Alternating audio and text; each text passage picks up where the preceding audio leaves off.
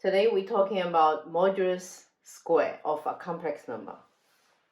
So z modulus square is supposed to be equals to z times z conjugate. I'm going to using this property of complex number to do one of the past HSC questions. First question says if W1, W2, Wn are the roots of this equation, and proving W1 plus W2 all the way to Wn equal to 0. So how are we going to prove these questions? I'm going to rearranging the equation into this way and rewrite into this way plus z 0 times z n minus 1 plus 0 times z n minus 2 plus all the way to 0 times z minus 1 equal to 0. So that literally is the same as these equations, but I put a coefficient of 0 of all these terms. The reason I'm doing this because the proving part here is the sum of the roots. So sum of the roots is supposed to be equals to negative of the coefficient of z to the power of n minus 1 over coefficient of z to the power of n. So in here would be equals to negative 0 over 1, which is equal to 0. So that's how we proved. That's the first question. And I'm going to use these first questions to prove in the second question. So what's the second question says? Proving PAI square equals to Z minus WI times Z conjugate minus WI conjugate. And where the A representing complex number W, which is in the Argand diagram with the unit circle, I have all the roots lies on this unit circle. For example, this is A1 representing W1, and then maybe A2 representing W2, and there's one I called AI representing WI, and then there's another number, it's P. P is any random number on the unit circle. Let's say this is P and the representing complex number Z, and the PAI means the distance between the P and the AI.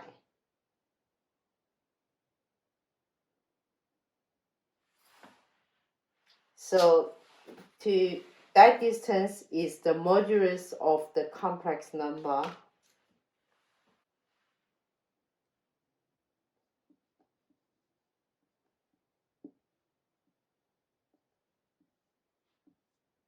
squared.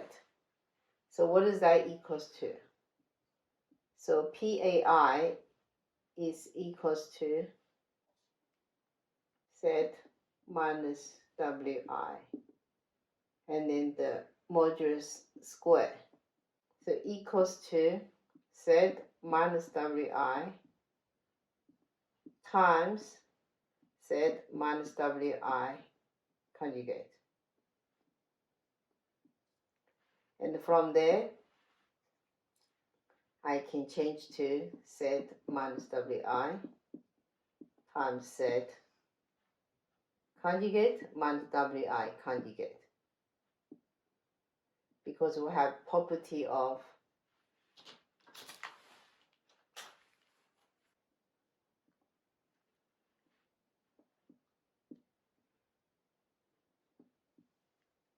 conjugate is equals to, that's the conjugate properties. So we have this. So therefore we have this proved. So that's the second question. And by using the second question, we do the third one. So third question says proving sigma of I equal to 1 to n PAI to the power 2 equal to 2n. So which means we have many of such PA1, PA2, PA3, PA4 until PAN. We have many of these modulus squared and we plus them together. So I'm going to list all of them out.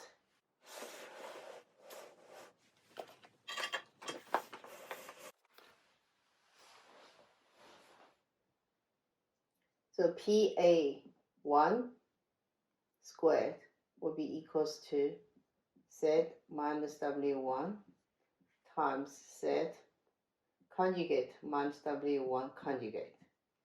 And what that equals to Z times Z conjugate minus Z times W1 conjugate minus W1 times Z conjugate plus W1 times W1 conjugate, which equals to modulus squared of Z minus Z W1 conjugate minus W1 Z conjugate plus W1 modulus squared. So that's PA1. So similar for PA2 squared will be equal to Z conjugate modulus squared minus Z times W2 conjugate minus W2 times Z conjugate plus W2 modulus squared.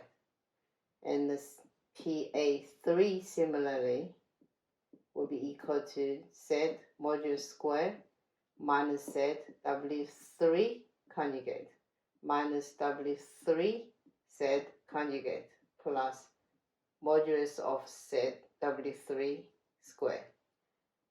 And keep going until the last one, PAN squared, will be equal to Z square modulus minus Z WN conjugate minus WN Z conjugate plus WN modulus square.